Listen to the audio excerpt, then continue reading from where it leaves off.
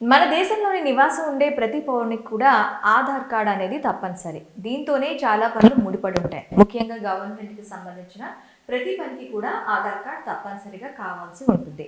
ఈ కార్డ్ లేకుంటే ప్రభుత్వం నుంచి వచ్చే ఏ ప్రయోజనం కూడా పొందలేం. కాబట్టి ఖచ్చితంగా ఆధార్ కార్డును జాగ్రత్తగా ఉంచుకోవాలి. ఎప్పటికప్పుడు అప్డేట్ చేసుకుంటూ ఉండాలి. ఆధార్‌ని అప్డేట్ చేసుకోమని కేంద్రం ఎప్పటికప్పుడు హెచ్చరిస్తూ ఉంటుంది.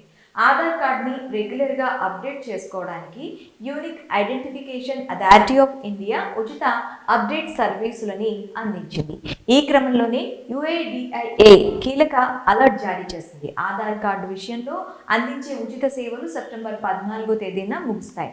అయితే ఈ గడువు ముగిసిన తర్వాత ఆధార్ అప్డేట్ చేసుకుంటే మాత్రం ₹50 రుసుము చెల్లించాల్సి ఉంటుంది. కాబట్టి ఎవరైనా ఈ 10 రోజుల్లో ఎటువంటి అదనపు ఫీజు లేకుండా అప్డేట్ చేసుకోవచ్చు.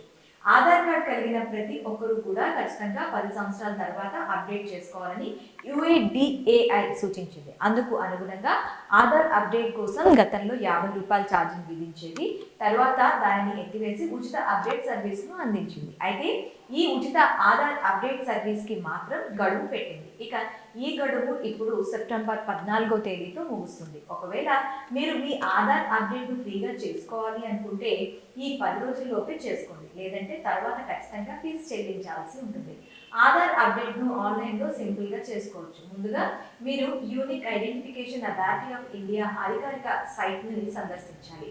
ఇక ఆ తర్వాత ఆధార్ నెంబర్తో లాగిన్ అవ్వాలి. ఆధార్ నెంబర్ నమోదు చేశాక రిజిస్టర్డ్ మొబైల్ నెంబర్కి ఓటీపీ వస్తుంది.